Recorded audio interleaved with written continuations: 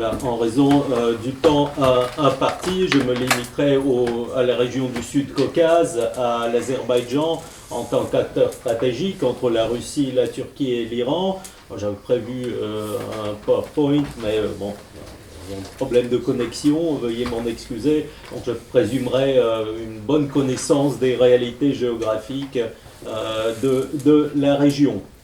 Lorsqu'on parle du Moyen-Orient en crise aujourd'hui, on pense d'abord à l'Iran, bien sûr, à Israël, au Liban, aux États-Unis, au Golfe, mais on oublie que cette crise ne s'arrête pas nécessairement aux frontières du Moyen-Orient. Elle se prolonge vers un autre espace qui a été pour un temps considéré comme étant périphérique, mais qui ne l'est pas du tout, qui est même central aujourd'hui, qui est le Sud-Caucase, et dans cet espace, un acteur central aujourd'hui, l'Azerbaïdjan, un véritable État pivot. Pas seulement parce qu'il est bien placé sur la carte, mais parce qu'il est aujourd'hui au centre de plusieurs tensions, de plusieurs routes et de plusieurs jeux de puissance. C'est une ancienne zone d'influence de plusieurs empires, l'Empire russe, l'Empire ottoman, la Perse, entre la Russie et l'Orient, entre la Caspienne, qui redevient un espace stratégique, la Turquie, vis-à-vis de laquelle l'Azerbaïdjan est presque un État vassal aujourd'hui.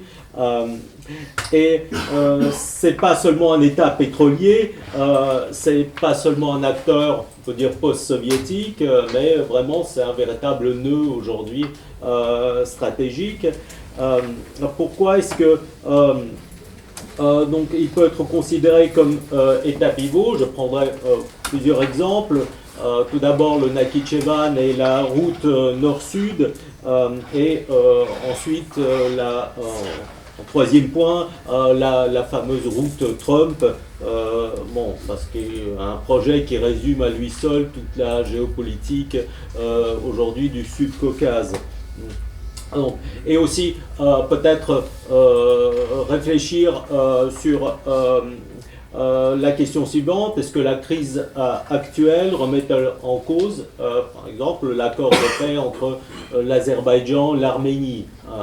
Ça, c'est une question aussi qui est très importante. Donc, ça peut être est-ce que ça serait une victime collatérale de cette crise, cet accord?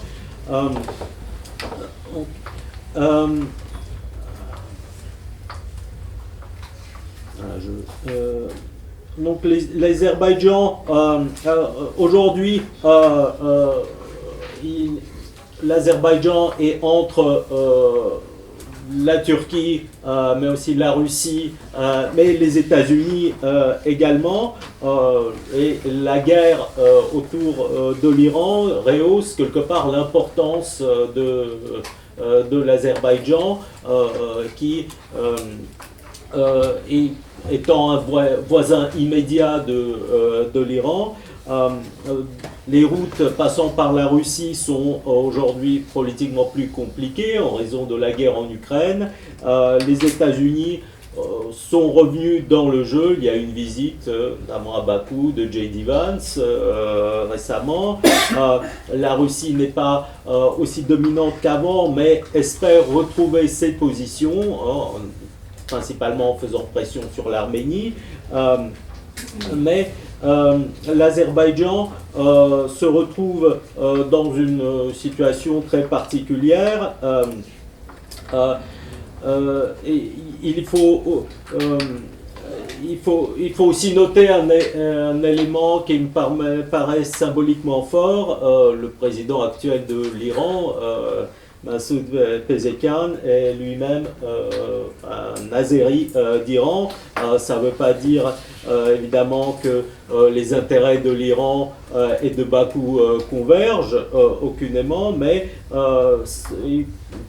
il faut le rappeler, puisque le voisinage entre l'Azerbaïdjan et l'Iran, c'est pas seulement une relation de frontière, disons, ou de puissance. Elle touche une question très sensible, celle des populations azéries d'Iran, et la manière dont l'Iran gère cette, on peut dire, profondeur humaine et politique. La Russie reste un acteur enraciné par ses leviers militaires, par sa présence en Arménie, aussi. Même après le retrait des garnisons de maintien de la paix au Karabakh, Moscou a gardé néanmoins une présence militaire et frontalière en Arménie, sur justement la frontière entre l'Iran et l'Arménie. Même si elle est contestée ou redite par Erevan, en raison de la crise actuelle, on a peu remarqué la visite, on a peu prêté attention à la visite de Nicolas Pachinian, qui est la rencontre avec Poutine, qui est une rencontre trumpienne en quelque sorte, puisque ça s'est fait dans le même format de conférence de presse. Et les États ont fait preuve de leur divergence, et Poutine a rappelé par exemple le fait qu'un candidat aux futures élections, en 2026 il y aura des élections en Arménie, et aujourd'hui en prison, en tout cas qui ne peut pas se présenter. La Russie manifestement cherche un sort de scénario géorgien, avec en Géorgie le rêve géorgien. Là aussi vous avez un homme d'affaires pro-russe, Savel Karapetyan, qui est aussi soutenu par l'église arménienne qui tient au Karabakh, qui ne veut pas renoncer au Karabakh, terre sacrée pour les Arméniens. Donc les relations Russie-Azerbaïdjan sont ambivalentes. Elles se sont dégradées sur le plan politique à cause des tensions autour du Karabakh. Le fait même que ce problème a été évoqué lors de la visite de Pachinian à Moscou, il y a eu une note de protestation du ministère des Affaires étrangères azerbaïdjanais. Il y a eu des incidents impliquant la diaspora azérie en Russie, concurrence aussi entre États-Unis et Moscou au Sud-Caucase. Et c'est là qu'il faut prendre l'exemple du Nakhichevan. On parle du Nakhichevan comme d'une exclave de l'Azerbaïdjan, enclave pour l'Arménie. C'est une sorte de concentré de géopolitique régionale qui risque aussi d'être déstabilisé par la crise actuelle. Il est coincé entre l'Arménie, l'Iran, la Turquie, très important du point de vue stratégique. Pourquoi on l'a vu d'ailleurs en début de mars 2026, lorsque l'Iran a commencé à tirer sur tous les voisins, il y a eu une frappe sur l'aéroport de Nakhichevan. Il y a eu 4 blessés. Bakou a accusé l'Iran d'attaques terroristes, protesté officiellement, et surtout suspendu le trafic des marchandises à la frontière.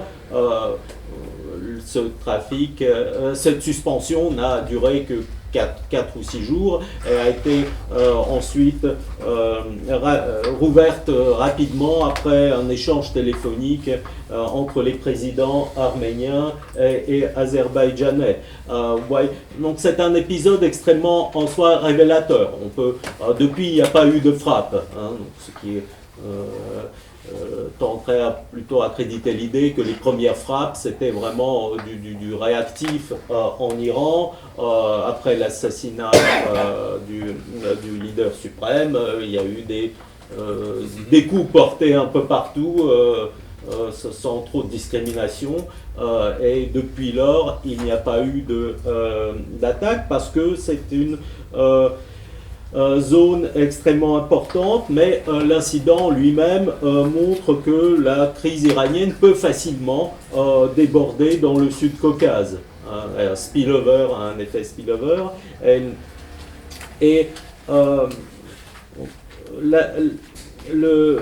En fait, le Nakhichevan dépend encore très fortement des connexions passant par l'Iran. C'est dommage, justement, j'ai pas la carte ici. Mais justement, c'est un sort de tronçon qui passe à la frontière iranienne. Là, vous avez l'Arménie, bien sûr, au nord.